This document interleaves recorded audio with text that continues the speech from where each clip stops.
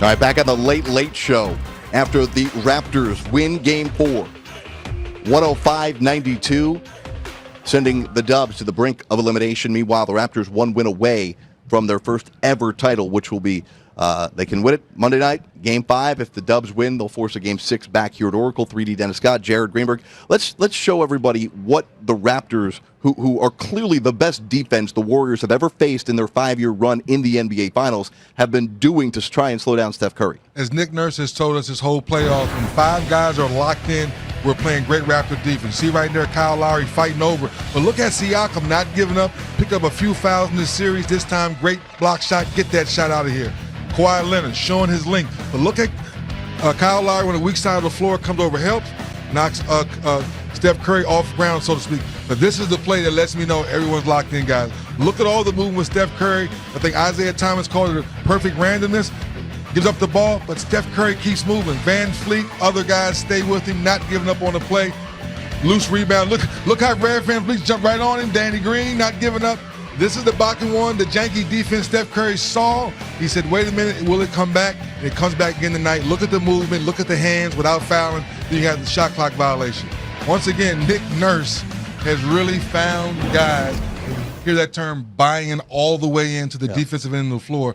Those 5 guys, those 6 guys, 7 guys tonight that played meaningful minutes, they all were locked in. Yeah, think about how different this Raptor team is from a year ago. Not only the obvious with Kawhi and Danny Green replacing the likes of DeMar DeRozan and Jakob Poeltl, but also Dwayne Casey was going 11 and 12 guys deep on his bench, and they were trying to convince us in Toronto that you don't have to go to the old model of shortening your bench and tightening your rotations in the playoffs, and they thought that could win. Now this year, obviously, with a much more top-heavy roster with one of the best, if not the best player in the game in Kawhi, they're only using 3 and at spot times a 4th guy in Patrick McCaw coming off the bench. And that's the beauty of a team understanding who they are in situations that, hey, one night you may play. And I guess with game 1 or 2, McCaw made that big 3. Now we haven't seen him since. But he understands that's when he's needed, be ready. But more importantly, Kyle Lowry has really changed the narrative of how we look at him.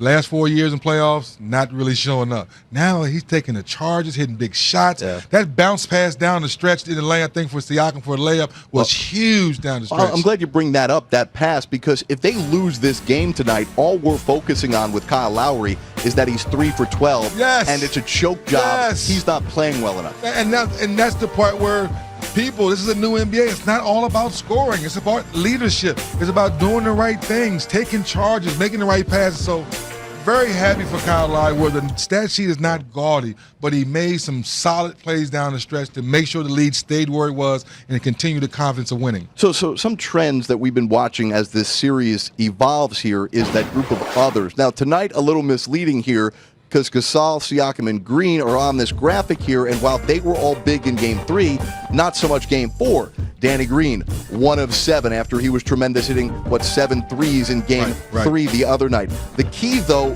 who's not in this graphic, tonight making up for these guys not putting up big performances, is Serge Ibaka, who you mentioned a couple of blocks, and it's something Nick Nurse talked about earlier tonight, 3D, is that when he gets a couple of blocks on the defensive end, that seems to get his all-around game going, and Ibaka finished Game 4 with 20 points. That's the point you make, Jared, because so many guys want to be offensive-minded first. Well, let me get a layup, let me get a jump shot, then I go play defense. Well, the surge protector, you go back to his OKC days, has always been a shot blocker first, rebounder, and then finding great spots on the floor, teammates finding you knockdown shot. Get that shot out of here. That's when I said the surge protector is back. He's doing the little things. And now, we don't mind if you take this 3. We know you have 3-point range, but if you're not doing the things that make you who you are as blocking shots, then the offensive game doesn't come with flow. They're not looking for you. So now the touch shots, the baby floaters, the threes, the dunks, rolling to the basket. Now you're playing with a lot of confidence. Now you play a little bit longer, and now you can play him and Mark together at times when you're playing well.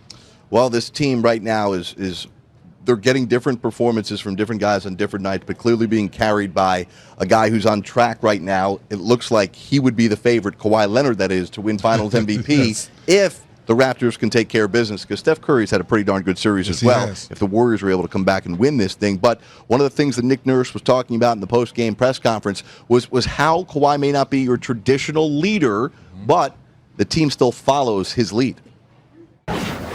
Once we saw him early in the year, I think, again, your team's vision of who they can become eventually changes.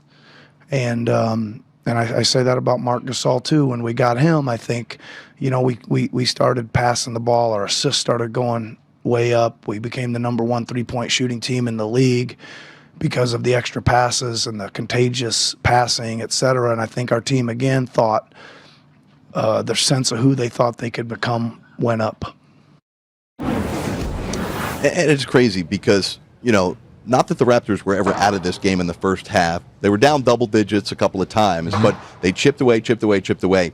And then there was just that sense here in the third quarter, they did to the Warriors what the Warriors have been doing to other teams for the last 4.5 years. And that's why we sat there and we were a little like, wait a minute, what's going on here tonight? The Warriors are not taking over. And, Jared, you've heard us say this many times. The first 5 minutes of the second half sets the tone for the rest of the game. 2 turnovers by the Warriors, the Raptors go down and score. And that ride just kind of went bigger and bigger and bigger. You're like, okay, wait a minute. Steph's going to hit a 3. Right. Clay's going to hit a 3, going to slow things down. No. Kawhi Leonard said, give me the ball. I'm going to get to the free throw line. I'm going to attack the defense. Guys, be ready to shoot. We're going to get the same shot. So these stats right here, Jared, do not lie. To your point, the Warriors normally deflate teams in the third quarter. Well, Nick Nurse said in his press conference, we took a lot of punches early, but then we exerted our will in the second half. And listen, nothing against the Raptors, but typically the Warriors don't allow you to do that. The Warriors that were winning 3 titles in the span of 4 years would throw a punch and then throw the knockout punch. The Raptors have that mental toughness to not get knocked out. And let's just go back to big picture here. What Masai Ujiri has built with this roster, sure, the obvious is Kawhi is one of the best, if not the best players in the game, but there is a level of mental toughness to this team that had been missing from the Raptors, who had been a disappointing exit year after year in the playoffs. I was reading something where DeMar DeRozan said, yes, I'm the sacrificial lamb for this whole situation. Happy for him to say that, but he knows he's not the same player as Kawhi Leonard is. But talking to Masai Ujiri, I said, Masai, did you have a conversation before you were ready to pull the trigger? He said, yes. I had a conversation with Kawhi. I said what I said, and a lot of people thought I still shouldn't have made the move. I made it anyway.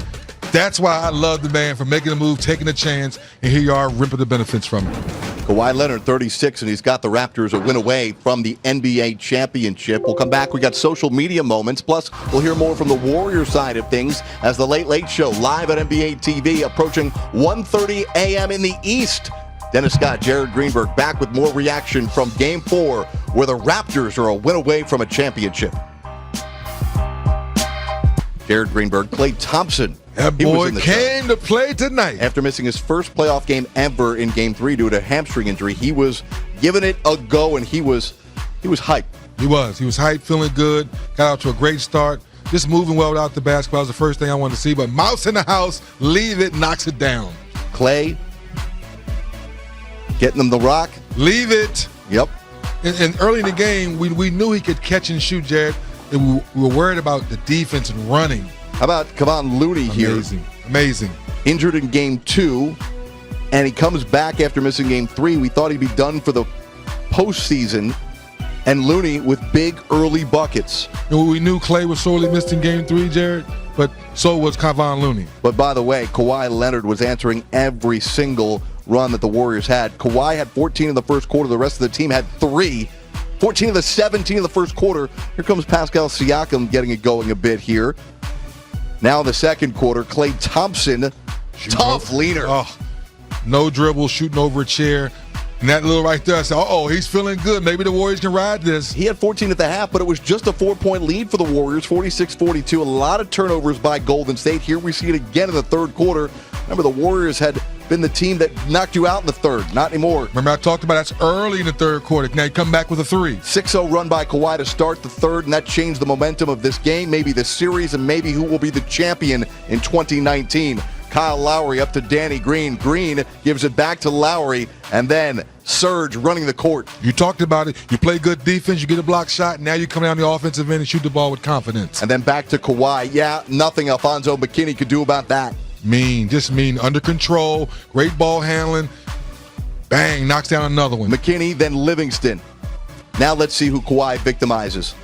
Kawhi with Klay Thompson, the All-NBA defensive team, second team selection. 3 different guys on the highlight. He got there. Well, got to his spot. He talks about that a lot and stays under control, Jared. Kawhi 17 in the third out of the fourth quarter. Warriors not done just yet.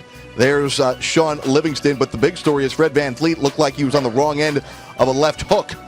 Yeah, unfortunate elbow catching him right there in the left eye area, cheek area. He was ready to come back in the ball game. I was like, what are you doing? Oh, man. Lost one, maybe more teeth out there. Unbelievable. Tough guys on this Raptors squad. Here's Kawhi. Gave him too much space. Andre Iguodala, a different defender, trying to do his job. Yeah, Jurassic Park. And we're going to call this Jurassic Park East because Jurassic Park West was in full force as well here at Oracle.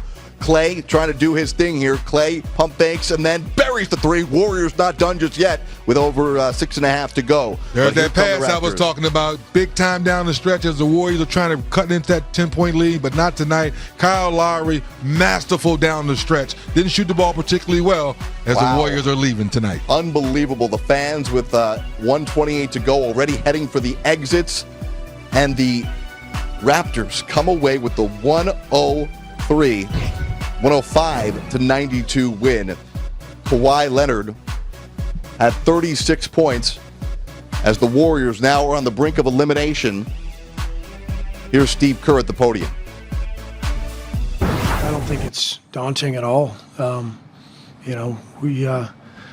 We go to Toronto and, this is what we do for a living. We play basketball. So we look forward to playing another basketball game in an exciting atmosphere and the ultimate test, NBA Finals. So I think we look at it as a challenge. And obviously we've got to lick our wounds tonight. Tough loss, but the game's a few days away. We'll have plenty of energy and we'll be ready to go.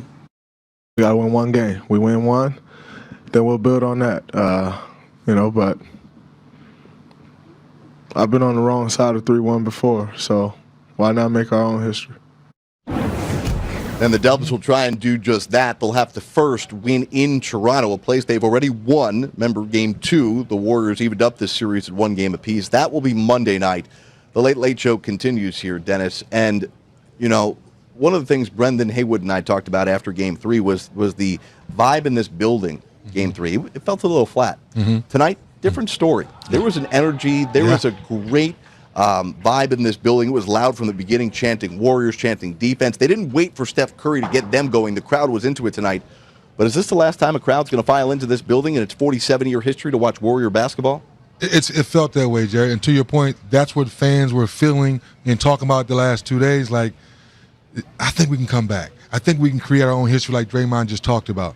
But then they're not 100%. They see a confident ball club in the Raptors coming here playing the right way, taking care of the basketball, making big shots, making Steph Curry work harder than we've maybe seen him work ever before in the finals. So the way the Raptors are playing, solid basketball, solid defense, making shots, this could be the last time. It feels like this is the last time we're coming in this building. And the Warriors have talked a lot about this year, what it means to play here. And I think a lot of times we as fans or members of the media get caught up, think it's lip service, that players, they really don't have an attachment to the building. I'll say this. Maybe the players don't have an attachment to this building. Maybe they are really looking forward to what might be the best facility in the entire world in downtown San Francisco that opens up next year in the Chase Center. But there is a connection to Oakland. And it does mean something to these players and coaches that they're leaving Oakland to go across the bay. What happens is, Jared, when you're with a franchise 5, 6, 7 years like Draymond and Clay and Steph are getting in, now you become part of the fabric of the community and the culture. So they understand when they hear an usher saying, I've been here 40 years. They see someone in the front office say, I've been here 37 years. That sinks in because a lot of those years, they didn't see any winning at all. Right. And now you've seen the last 5 years of this run, it's going to hurt a little bit. So it's mixed feelings that you've given these fan base something never seen before. But let's face it, to your point, that new building is beautiful, the technology on the water, so it's time for a change, it's time to move on. But at least you're leaving with some type of winning. I just want to put in perspective for people who think the Warriors have always been this super team and they were just handed this. One of my favorite nuggets about the struggle that they had is coming into this 5-year run, only the Clippers had appeared in the draft lottery more times than the Golden State Warriors. This is a team and a fan base that truly saw rock bottom for a long time, went through ownership changes. They booed the owners here at center court on Chris Mullin jersey retirement night. couple of years ago, right? Because Yeah. they traded Monte Ellis. Yes. And then they went to win on 3 titles in 4 years, and they've been spoiled. But Very they want spoiled. more. They want more. They deserve more because once you taste greatness and taste winning, you want that. Sure. And I was reminding the fan, too. I said, remember when Steph Curry with both those ankles and everyone said, what are we doing? Sign him to. I remember it was 4 years, $44 million. What are we doing? See how long ago that was, Jared? People forget about those dog days and how hard they've had to work to get to this. If it wasn't for that contract, they may never have been able to get Kevin see? Durant. Speaking of Kevin Durant, he has not played since the Western Conference, since the second round against Houston. Will he return for Game 5? If there's a Game 6, will he be able to play? If the Warriors are able to force a Game 7, can he play? After the game, Draymond Green weighed in on whether KD and his calf will be able to get back on the court. As far as KD, there's been hope that he will come back to whole series. So, that's not going to change now. Obviously, we hope to have him, but, we'll see what happens. We don't make that final call. He don't really even make that final call. His body will tell him if he can get out there or not. And if he can, great. If not, we still got to try to find a way to win in next game. All right, so here's what the Warriors have done without Kevin Durant over the last 7 games. Obviously, they picked up a Game 1 win. Confused about this graphic. These are finals games without